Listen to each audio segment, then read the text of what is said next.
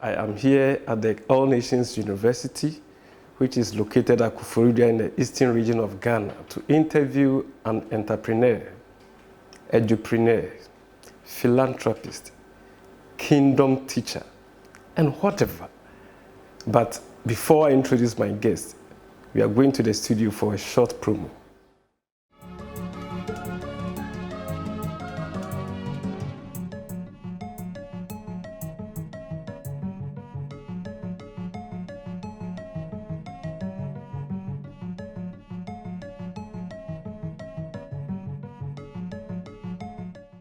My name is Ransel Bequin, and the program is Impact Stories.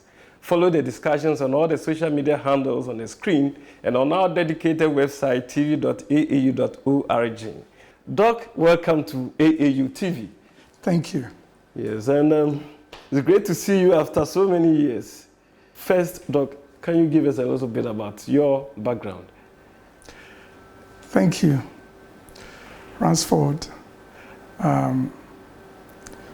You've already introduced me. I was born in Koforidua many years ago, precisely in 1956. Okay. And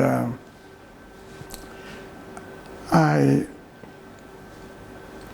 attended my elementary school here. And then after that, I was interested in engineering. Okay. So that was the line I pursued.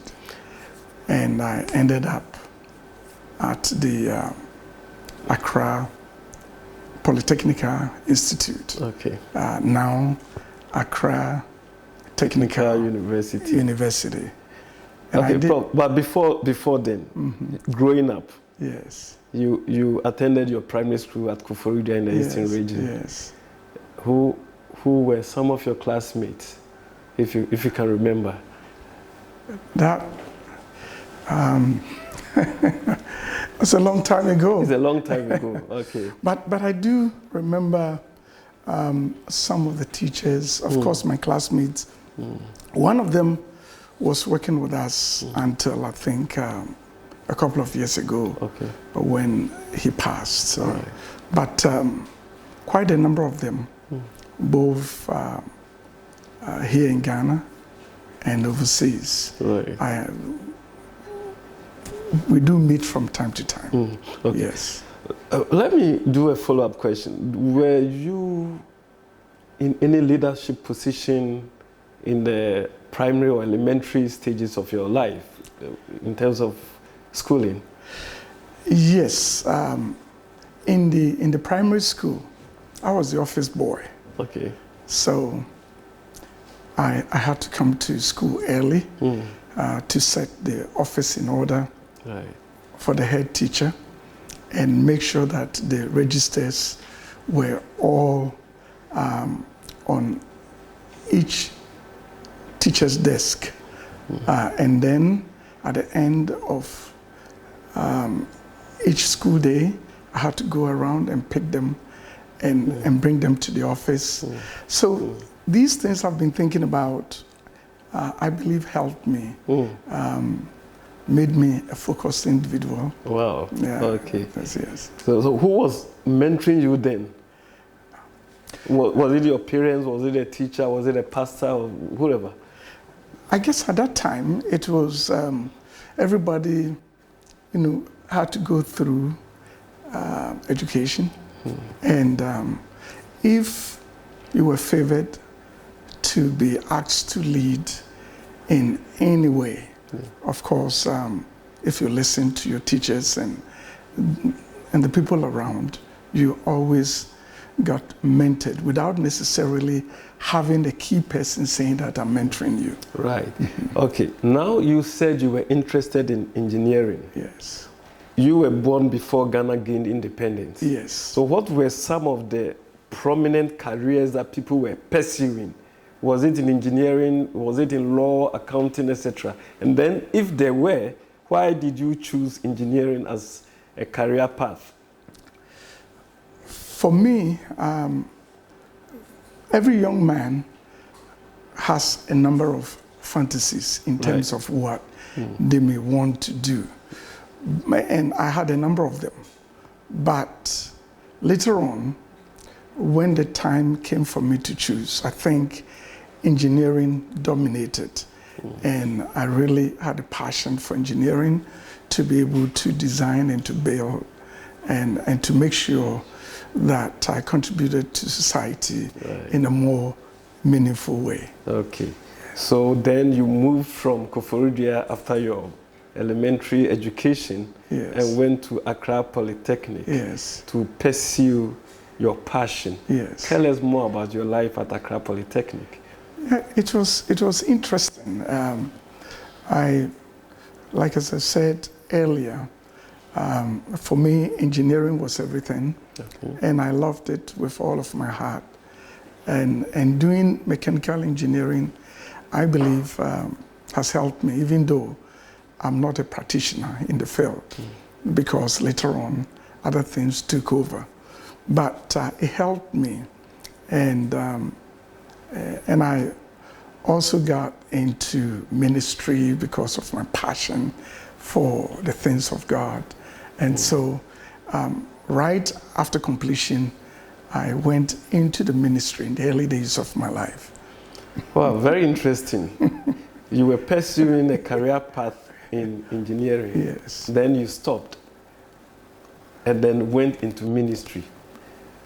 Was there a reason why you did not proceed to the university immediately after Accra Polytechnic, but then you wanted to do the work of God? Then you tell us a little bit about what you did as, promoting the word of God in Accra.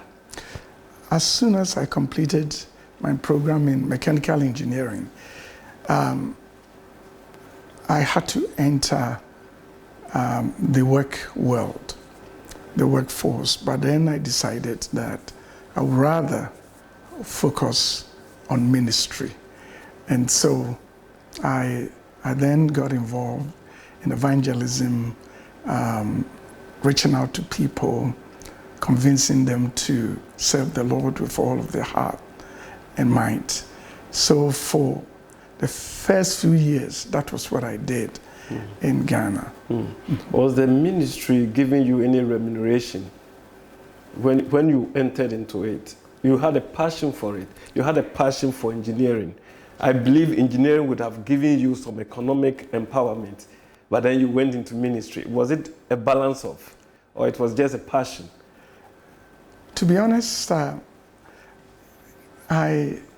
in training leaders, I always tell them some of the weird things I did. Weird in the sense that I wasn't even taking offerings, and I wasn't interested in taking any money from anybody, because for me, I believe God had called me, and money wasn't the focus at all.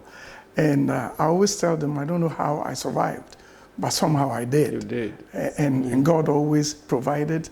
He cared for me, and I didn't have to worry about anything. Right. So after years of ministry in Accra, what did you do next in your life? Then I migrated to Canada in 1981. Okay. And when I got there, I went back to school. Sure. And this time, I studied electronics engineering. So back to your passion. Because you are in a new environment, Right. you have to work.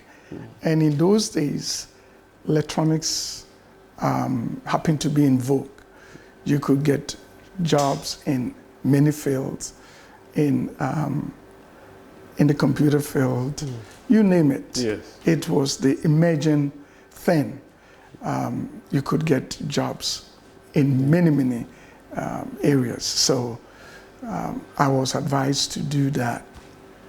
And again, when I completed and I started working, I just could not overcome the passion for ministry. So once again, I had to drop everything, Right. and to go into ministry again. And this time, not in Ghana, but in Canada. Mm. Yes. Really, there is some push and pull factors that's taking you to the ministry. Yes. So tell us, so in your ministerial work in Canada, what were you doing? And what did it end up with? You see, because of my passion for souls, what I used to do, I would go out, meet people, talk to them about Christ, distribute tracts, go from door to door. I'll go to the malls and pass out tracts and witness to people. I was kind of a maverick, and in the sense that for me, I was interested in people, making sure that they had a personal encounter with Christ. So what was your favorite Bible quotation to win souls? Was there any particular quotation that you would use, like go into the world and preach the gospel, or something else? For God so loved the world that he gave his only begotten Son. John 3:16. Yes.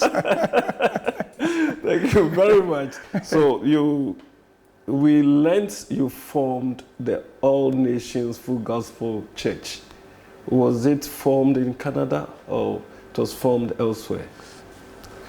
When I started ministry in Ghana,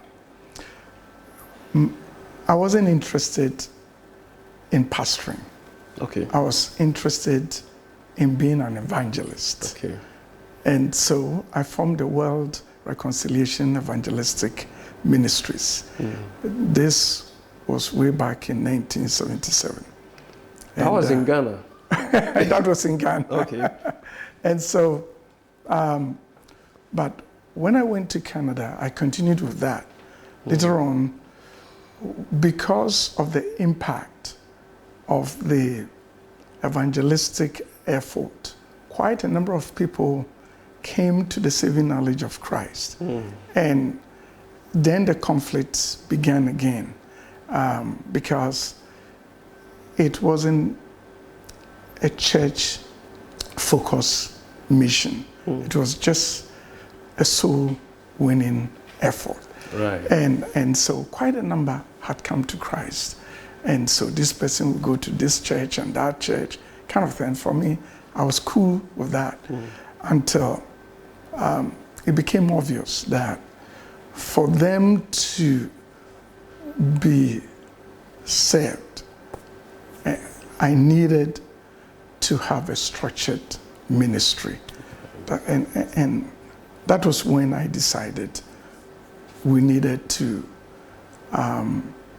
instead of just a fellowship, a loose organization where even though we pursue you to come to Christ, you go anywhere. And that was when the idea of establishing a church. Wow, congratulations. Came in. So now how big is the church? Do you have branches anywhere? Okay, I do. As a matter of fact, as soon as I got ordained at the Wesleyan University in Indiana, okay, in 1986, that was when we started the church. Okay. But by then it was a fellowship. Right. So, but I wanted to do everything properly, in the sense that I wanted to be sure that I had the credentials, the education, the credentials to be able to do this. And so once that was done, I informed them that it was about time we became a church. And it was interesting, about 36 people agreed to be part of the new church. Even 36. though 36, even though the All fellowship, blacks? Or is it a blend? a blend. Okay. At that time we had over 70 people, but some of them didn't feel comfortable with the idea of having a church, Right. or being in the church. And so these 36 people stuck with me, Right. And we moved from the community center where we're having our services to a shared space with a Lutheran congregation. And we grew, we exploded. Wow. It's interesting, you asked a question, and I believe I need to touch on that. When I first went to Canada, I felt like I wanted to reciprocate the white man for all the missionary effort in Africa. So my energies initially were more towards the whites. Okay. Until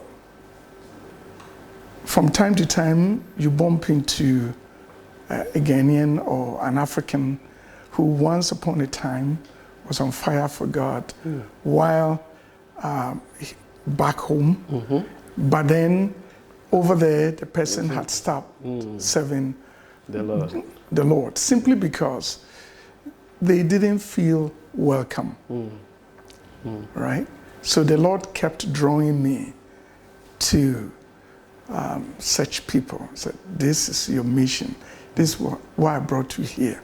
I want you to gather my people who otherwise have nowhere to go and to continue serving me. Because it can be a cold, number one, the climate is cold, and people can also be cold. And so we provided an avenue of fellowship for people, and it exploded. And you asked how big the church. In Toronto, we have 60 nations represented in our church. 60 nations. People from 60 different countries in the Toronto church. In the Toronto church alone. And this is why we call ourselves All Nations. That's why you call yourself All Nations. Our mission is to the world. Okay. And we started training people and sending them out. And we have quite a number of branches in the world.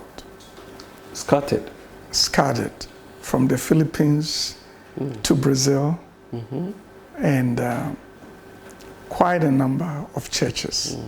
Do you have some in Asia? Yes. In the Philippines, we have a church there. Okay. Yes. And once upon a time, we even started a church in Korea. But the Korean we sent from Canada to initiate that work after a while returned. Okay. And so the church wasn't sustained. But that is the kind of things we've been doing. Okay, we are going on a very short break. I'm talking to Dr. Samuel Hubert. Donkor is the president and founder of All Nations University. We've been talking about his life in the evangelistic ministry. And now he branched from evangelism to being a pastor. We are going on this break. When we come back, we're going to talk about his educational exploits in Africa. Stay tuned.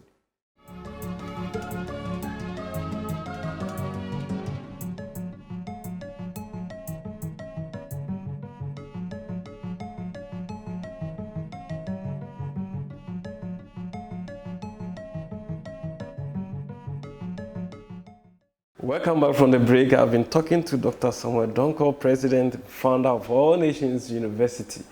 So far, the discussion has been on his evangelistic life. Now we're going to branch into the educational aspect of his life. Doc, welcome again. We have spoken about you as an evangelist who had started the All Nations Full Gospel Church in Canada. And we thought, as a diasporan, you were going to stay in Canada. What brought you to Africa? Over the years, especially before the world became a global village, news from Africa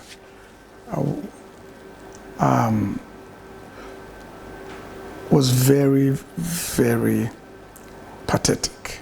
Pathetic in the sense that, especially in the 80s, when I first went to Canada, every news item on Africa was portrayed in a very negative sense.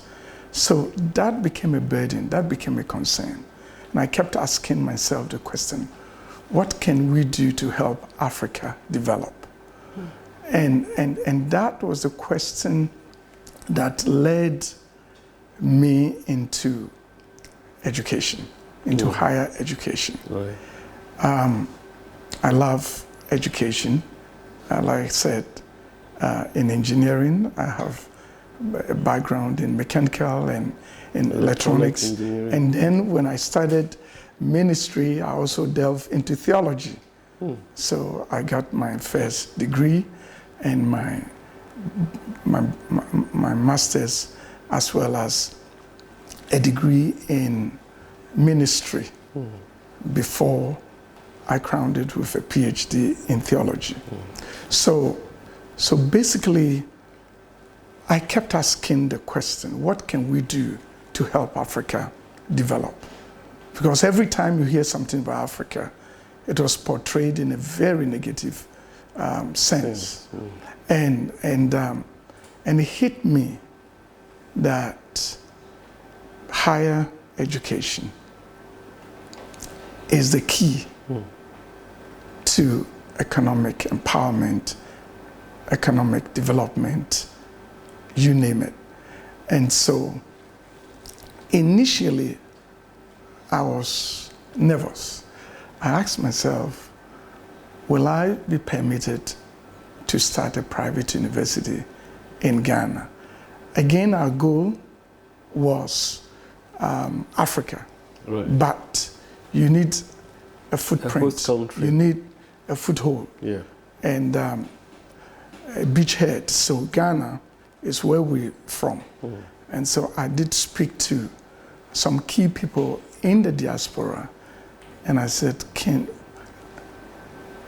you, or are you willing to support the idea of a private university in Ghana? Initially, my thoughts were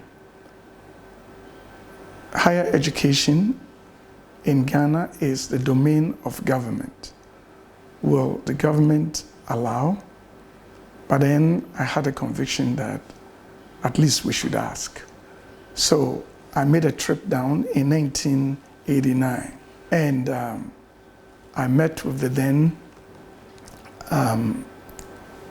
Secretary of Education, the late Harry Sawyer. Okay. And so I was a young man with jet black hair. Wow. And he asked me, he was with his senior advisor, also the late Dr.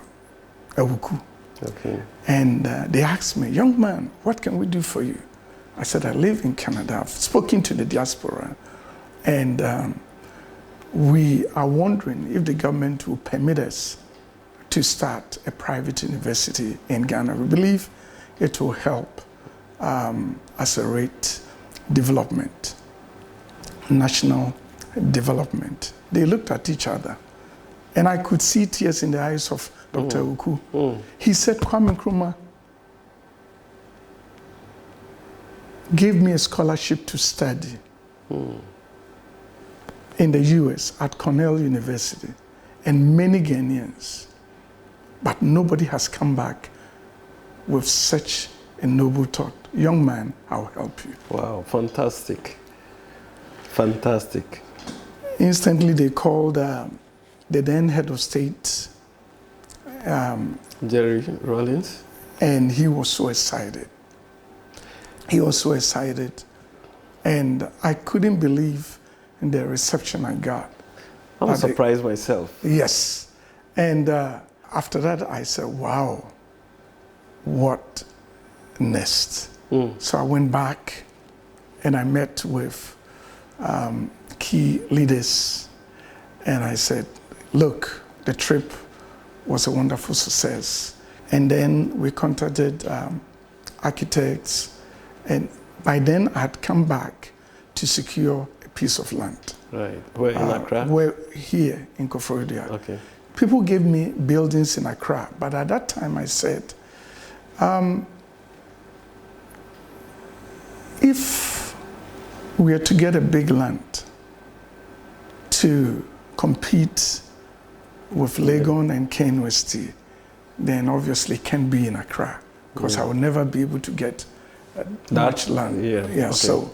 So that's what drove me here. Okay. And also the idea that I'll be sandwiched between Legon Kumasi and and Westie, Accra, so that I could get help from both. So that's a very smart one. That was the idea. And because we were the pioneers, right. the government gave us all the support, gave us 1,000 acres of land. 1,000 acres yes, of land for... Yes, for the university. Wow. And so we started working on it. But then it took a while because, land acquisition is always a challenge in Ghana. And I believe other parts of Africa, it's not as simple as it may sound. But then we're able to navigate all the challenges. And so in 1996, that was when we assembled a large number of experts, academicians, builders, contractors from the States and Canada. And so they were all diasporans? Yes. Okay. And we came to present the master plan to the government. And immediately the accreditation board was put together in order to facilitate us. And I remember in those days, the meetings were at Legon, the first chairman of NAB, Professor Champon. Okay. We'll go to his office, we meet in the classroom and stuff like that. It wasn't like it is today. No, okay. And it was so interesting because everybody was open to us. Everybody was excited about the idea. They were warm to it and gave us support and help. So eventually we got an interim authorization to start the All Nations University. And this was in 1996. So finally we found that property in Koforidua, and we wanted to lease it. We're not interested in buying it since we had a large tract of land. But then the owner said, you need to make a lot of changes to suit your purpose. Exactly. So you might as well buy it. And so reluctantly, we bought a building. Wow. And we started a massive renovation work, and it took a while. Okay, let me draw your attention. So when you went for the accreditation, yes, what was the focus of the university? Were you interested in entrepreneurship, business, STEM, or what else? Were you going to do an all-round curriculum university, or you're going to focus like Kwame Nkrumah or UCC in teaching? Basically, we wanted a comprehensive university. Okay.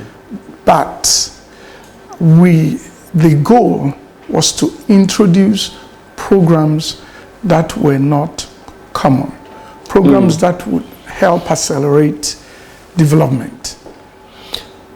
Brings my mind, programs that were not common meant that the teaching faculty were not going to be sourced from Accra or Absolutely. Kumasi. Absolutely. So you brought lecturers from the diaspora for the programs?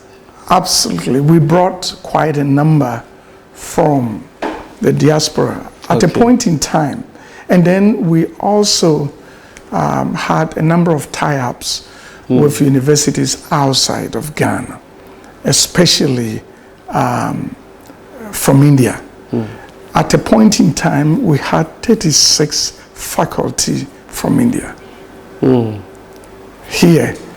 And it helped us so much in the sense that because of the different or the international flavor of the faculty, our graduates were always outperforming their counterparts in the field. Wow, congrats. Thank you.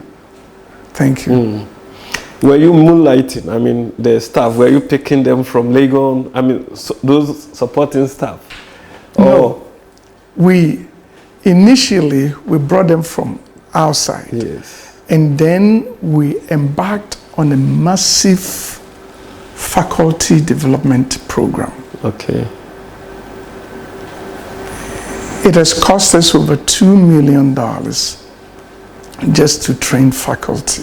$2 million? $2 million over the years. So we start, let me give you a classic example. Okay. We're the first to introduce a program like electronics and communications engineering. Nobody was offering it in Ghana and maybe in West Africa. And so we brought faculty from outside. So right from the first batch, the moment the first batch will graduate, we'll pick some of them and send them out. Oh. That's how we did good in staff almost development. every program. That's how we did it. That was a good plan. Yes. That's a good plan. Yes. Okay. We formed the All Nations International Development Agency. Okay. That became the founding agency for the university. And then when the first structures were built, we decided to move the engineering faculty here. Okay. So we still use the city campus for business and also for humanities. Okay. Yes. Okay. It's interesting. The university has chalked a number of successes. We know about the space science or the satellite launch of the satellite into outer space. Can you tell us a little brief about it, who were behind it, and how successful that was? Thank you. Remember, our focus has always been to give a shot in the arm of national development. And so we've been looking at areas that we could contribute or we can contribute to. And for me personally, I became aware of space science through a young man I met. He said to me, I'm coming from Japan and I've been trying to get the government to focus on space science. And yet the government is not paying me any mind. I said, this is what All Nations was built for, to create a platform of innovation whereby we would do our best to introduce programs that, quote unquote, nobody has thought of. So you have excited me. So immediately I went to India and I met with some space scientists. And the statement that one of them made lived with me till today. She said, when India started their space program, I don't want to mention names, certain countries mocked them and said to them, your people are dying in the streets from starvation. Why are you thinking about going to space? And then it looked like it made sense then. But they said they didn't realize that by going to space, they'll be able to feed the hungry and develop rapidly. Wow. So then all of a sudden hit me that this is one of the areas probably African nations must focus on. And so I came back all excited, gathered a bunch of students, especially those from the electronics and communications engineering. And I said, look, it is about time we dreamt about big things that can move Africa forward. Let's not think about simple things, because I believe we'll be able to do it. And I had a pep talk, and quite a number of them were excited, about 100 of them.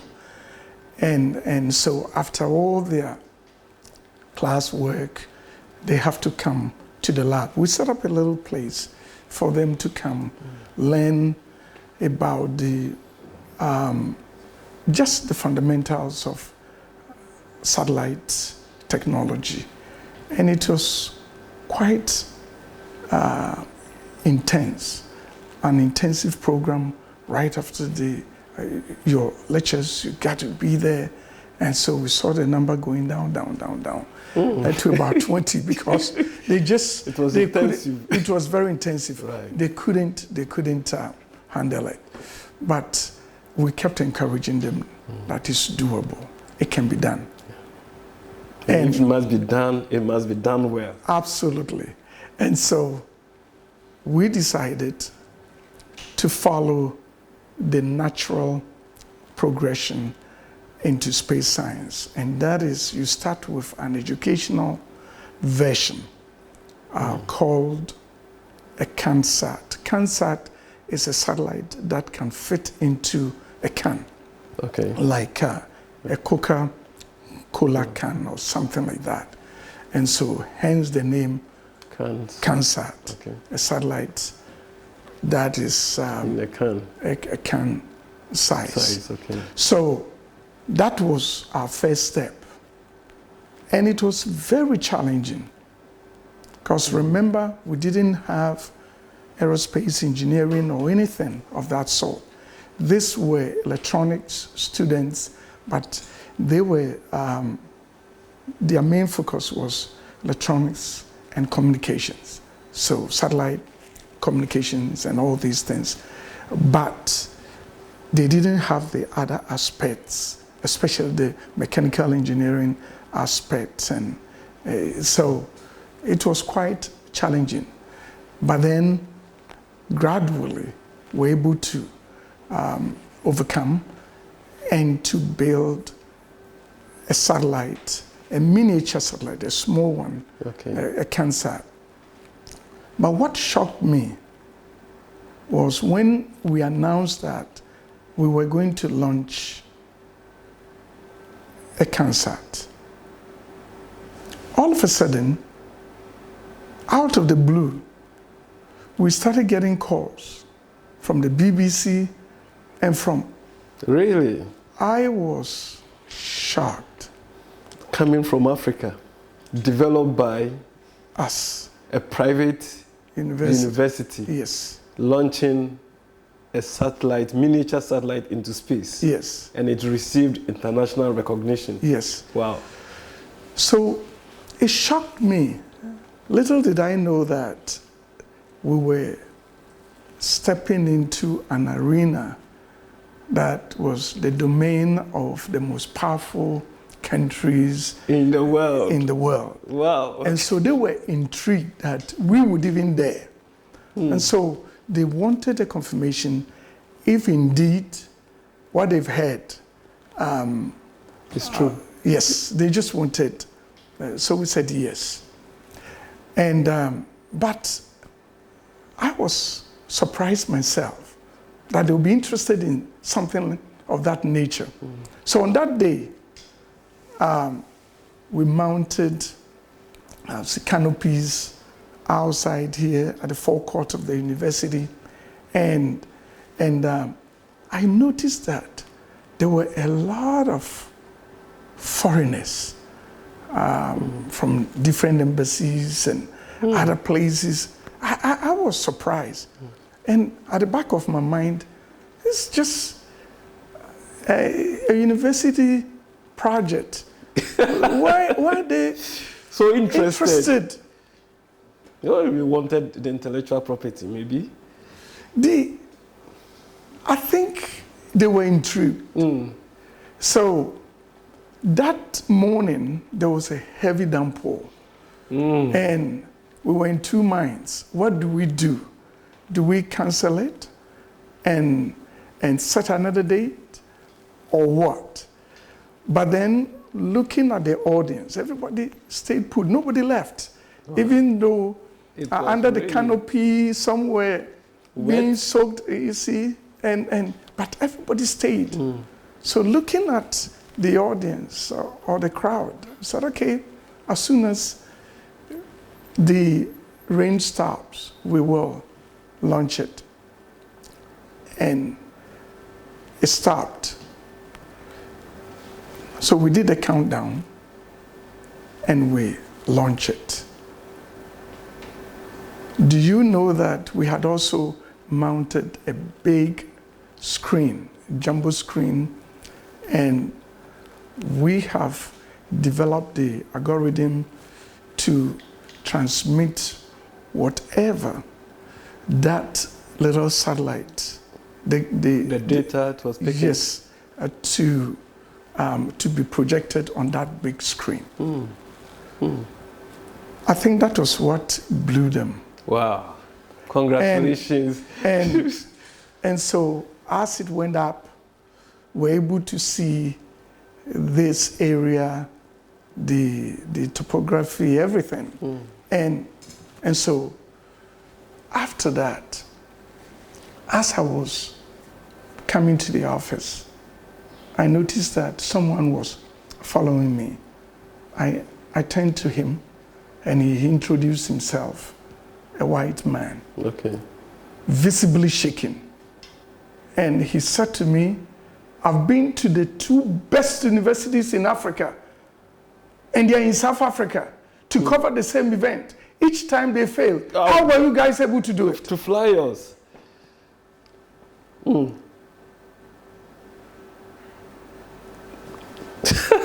Interesting and intriguing, actually. So, and of course, I said, by the grace of God, oh, tell me something better than that. How were you guys able to do that? Because probably he thought that some people from outside were behind it. Right. Because that is not something we were supposed to know. And I don't want to go any further. Right. Do you know that a week after the launch, they broke into the lab, stole everything, the computers, they took the hard drive. They wanted to know who were behind it. No, hold on. A week after the launch? Yes. Was it a petty thief or an intellectual thief broke into the laboratory? Okay. To assess or pick those critical components that successfully helped all nations to launch the satellite? If I'm hearing you right. Absolutely. I left out an important piece. When we launched it, within hours, it was in the Miami Herald. It was in the, so BBC, everybody was covering it. Fantastic. And so in a week's time, they broke into the lab. Somebody broke into the lab. But you notice it wasn't the petty thief interested in taking a laptop or something. They just wanted the hard drive. They wanted to know, like as you asked, not that, who were behind it or who was behind it. Basically, they wanted to know the people behind it. The good news is that it was an in-house thing. We're applying our knowledge And we were determined to push Africa up, particularly Ghana. And so when I noticed that they were quite interested in it, then I started researching, and I saw that we had stumbled on big tools. Yes, upon things that we're not supposed to know. And so I said to the young men, mark my words, they will offer you jobs, but not because you know anything, but they want to stifle the program, cut it. Because I said to them, you haven't even finished your first degree, haven't finished your first degree, you haven't finished. So they don't need you, but they offer you jobs. No, the young people who launched the satellite had not completed their degrees. They were still students. So students launched the satellite? Yes. Wow. So I said, that's a first for all nations. Yes, and I said, you need to understand that all these job offers, not that they need you, you are not an expert, you don't even know anything, you don't even have a degree to boast of, but to kill the program. But all of us who stay here, eat Gary and build Ghana a real satellite. Wow.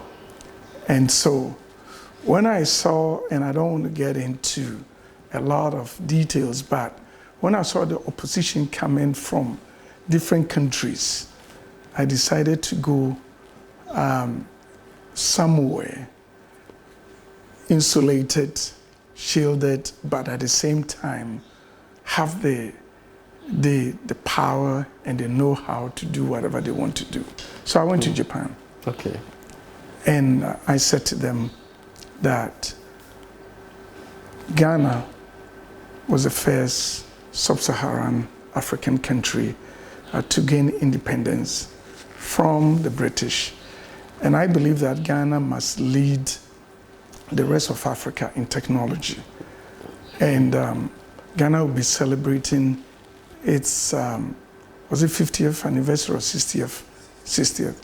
And I said, I want to bring my own people, just guide them. They will design, just guide them. They will build it. All we need is your guidance, because without accreditation, they won't even launch it for us. And so this is why I'm bringing them here. All I want is for you to guide them. They will design, you guide, you look at the design. Of course, they'll be studying at the same time. And so a deal was sealed between All Nations and another institution in Japan. And I took 3 young men there. And so they spent sleepless nights working, studying, and working on their own. So finally, a satellite was built for Ghana. And I was there when the experts from JAXA, which is the Japanese space agency, came to look at it and to accredit it. And then it was transported to NASA. So it was NASA that launched it.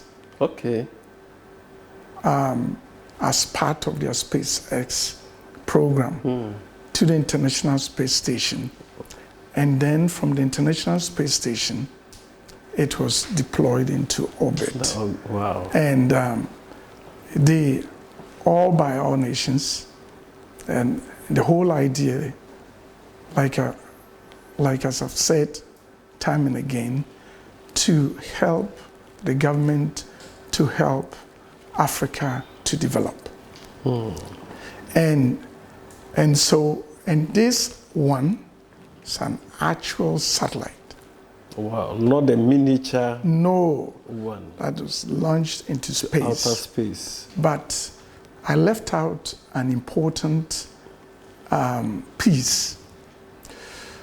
When we launched the miniature one, the CANSAT, right?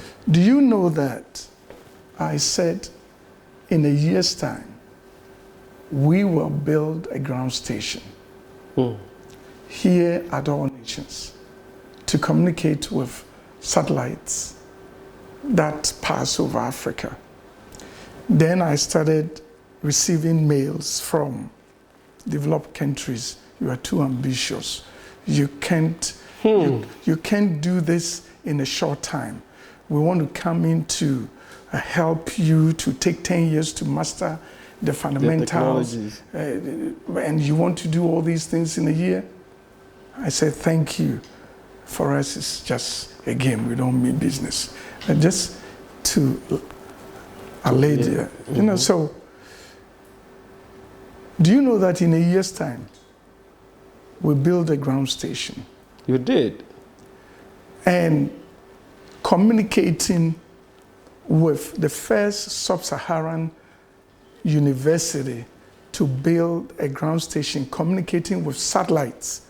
So countries will call us, our satellites are passing. So communicate. At first, they used to call Africa the dead spot. So when some of the satellites will be passing, they will shut down the batteries to preserve the battery life, because there was no data that was being collected. Yes. And then we spoke with the astronauts on board of the International Space Station from our ground station here. Really? So they were shocked. They've been wondering how we're doing all these things. And this is even before we send them to Japan. For the training. For the training. And countries will call us, our satellite is passing, please give us data, or we launch our satellite, but it's missing, please track it for us as soon as, and then we say, yeah, we've made contact, and then they'll be happy. That's how it is. And so you may not see, like on the outside, it looks very, but simple. We're doing a lot of sophisticated, high-level engineering here. There is a story that until the lion talks about its history, the story will always glorify the hunter. If you had not spoken about this, we are all going to think satellites are always developed and then handed over to countries just as a package. So I would say a big congratulations to your initiative and All Nations University. But the question is, have you been officially recognized by the government of Ghana for this marvelous innovation in the history of the country? We have had a number of governments since we started all these things. I remember when we launched the satellite, which we call Ghana Sat 1, Ghana Sat 1. We presented the miniature to the current president. He had then assumed office, and he was very much excited about it. And he assured us of all the support needed through the Ministry of Environment and Science and Technology and Innovation. And but that was where there was a breakdown. But the president endorsed it 100%, was excited, said, go see the minister should help you, and things like that. But then, the good thing about what we did, it helped the government to launch the Ghana Space Agency. Otherwise, it wasn't something they had thought of, or even if they had thought of, never actualize it.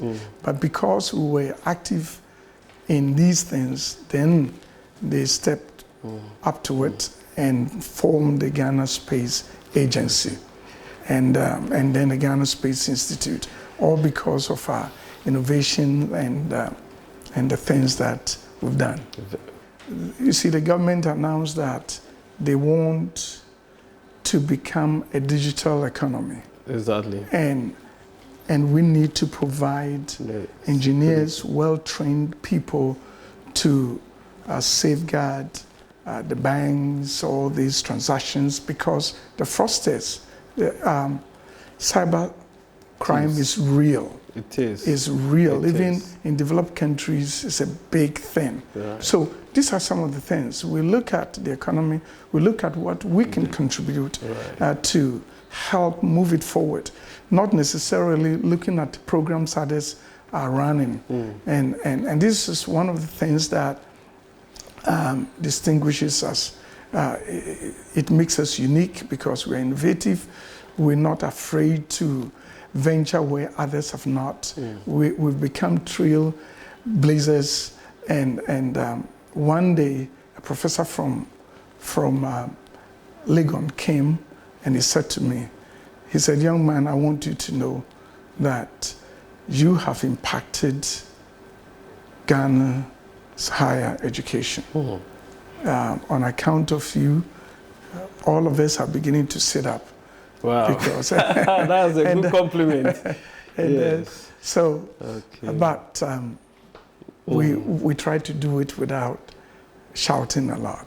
So thank you for this. Without medium. shouting, who are you mentoring? I want to know, who are you mentoring?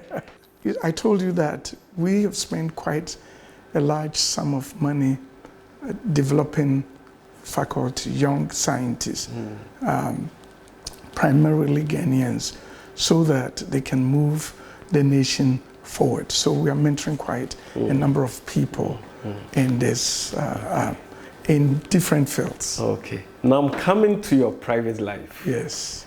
Are you married? I think so. Right. Yes. I know you are married. Yes, thank you. Children. Yes. So, are your children taking after your stead?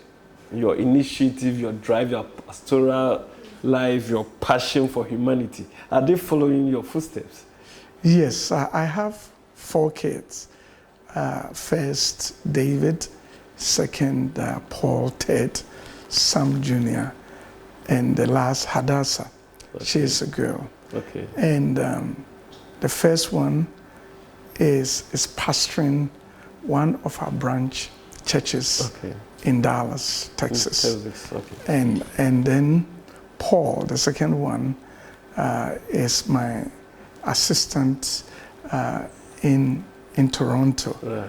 And then the third one has taken over ANIDA, which is the All Nations International Development Agency. Okay. He is driving it to another level. He's doing a better job than I. And so,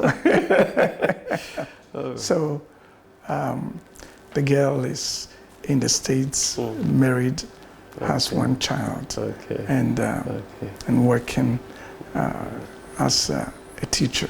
Wow. Yes. So, it looks like you don't even have leisure, because we are almost always on the move. During your leisure time, what do you do? Wow. It's an interesting question, and I believe somebody asked you to, told you to ask me. Nobody has. And I'm just joking. What it is I've always believed that if you're passionate about what you're doing, you derive enjoyment and fulfillment from it. And that compensates a lot for a lot of, you see, for me, because I'm doing a number of different things, my understanding of vacation is changing your place of assignment. And so I'm always on the go. You're always on the go. But I'm always relaxed. Okay. I enjoy it. I don't feel pressured because this weekend I will be, early next week I'll be in Dallas. From Dallas I'll be in Toronto, doing different things. No. I wear different hats. But the secret is this. Now I always tell people, when you feel exhausted, drop everything and rest. Don't push yourself over the limit. Are you interested in music? Not too much. Sports? I used to play Okay. football. Oh. I love it, but not. Your favorite team now? Now, my favorite team is Man U. Manchester United. Yes. I am a Chelsea fan. Wow. So we shouldn't be talking. Yes.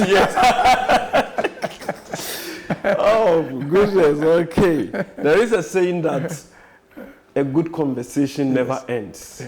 But unfortunately, we are going to draw the curtains on this conversation. Yes. And I want your final words. Your final words to your fellow diasporans on what they can expect when they come to Africa. Thank you. Basically, the All Nations University was established by the people in the diaspora, and we have created a platform for them to come to contribute without any hindrance, without any limitations. We want them to focus on coming back home, not just here at All Nations in Ghana, but throughout Africa. We want you to come back. You have had the opportunity to go out there to acquire skills. All these skills are needed. Come and contribute your quota. Thank you. Come back home. These are the final words from the founder and president of All Nations University, Dr. Samuel Donkor. Come back home, diasporas, and come help develop Africa. This is where we draw the curtains on Impact Stories on AUTV. Impact Stories is celebrating academic mentors. Take care and bye.